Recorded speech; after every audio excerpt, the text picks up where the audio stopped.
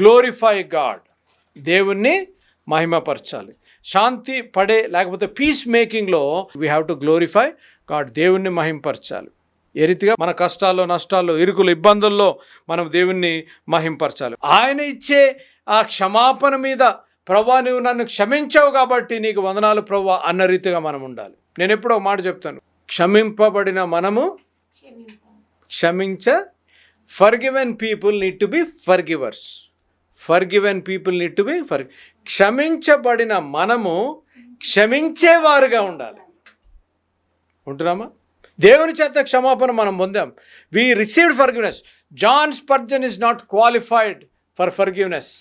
నేను దేవుని చేత క్షమించబడటానికి అర్హుడను కాదు, కానీ ఆయన కృపను ద్వారా, ఆయన యందు విశ్వాసం ఉంచడం ద్వారా, ఆయన కృప ద్వారా నన్ను క్షమించాను. కాబట్టి నన్ను ద్వేషించిన వారికి, నాకు హింస కలిగించిన వారికి, నన్ను శపించే వారిని గురించి, వారందరి గురించి నేనేం చేయాలి? వారిని నేను క్షమించాలి.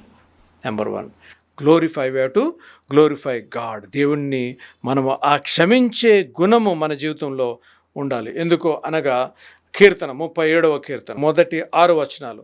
చెడ్డవారిని చూచి నీవు వ్యసనపడకము, దుష్కార్యములు చేయువారిని చూచి మత్సరపడకము. వారు గడ్డివలెని త్వరగా ఎండిపోవుదురు, పచ్చని కూరవలెని వాడిపోవుదురు. యెహోవా యందు నమ్మికయుంచి మేలు చేయుము. యెహోవా అండర్లైన్ చేసుకోండి. యెహోవా యందు నమ్మిక ఉంచి మేలు చేయుము. దేశమందు నివసించి సత్యమును అనుసరించుము. యెహోవాను బట్టి సంతోషించుము. ఆయన నీ హృదయ వాంఛలను తీర్చును. అది హృదయవాంఛలు తీర్చేస్తాడు అని మనం అది ఆ వచనం పట్టేసుకుంటాం. దానిపైన ఏముంది? నమ్మిక ఉంచాలి. దేవుని యందు నమ్మిక ఉంచాలి. మనం శాంతిపరిచే ఆ విధంలో కుటుంబంలో కావచ్చు, వివాహంలో కావచ్చు, నిజ జీవితంలో కావచ్చు, సంఘంలో కావచ్చు, లేకపోతే ఆఫీస్లో కావచ్చు, మొట్టమొదటిగా మనం ఏం చేయాలి? దేవుణ్ణి మహిమపరచాలి. We have to glorify God. Mark సువార్త 11వ అధ్యాయం 25వ వచనము. మీరు ఒకని మీద విరోధమేమైనను కలిగి ఉన్న ఎడల మీరు నిలవబడి ప్రార్థన చేయునప్పుడెల్లను వాని క్షమించుడి.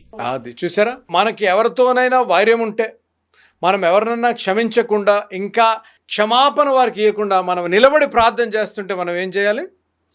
క్షమించాలి. యోహాను సువార్త చూడండి. యోహాను సువార్త 14వ అధ్యాయం 15వ వచనం. మీరు నన్ను ప్రేమించిన ఎడల నా ఆజ్ఞలను గైకొందురు.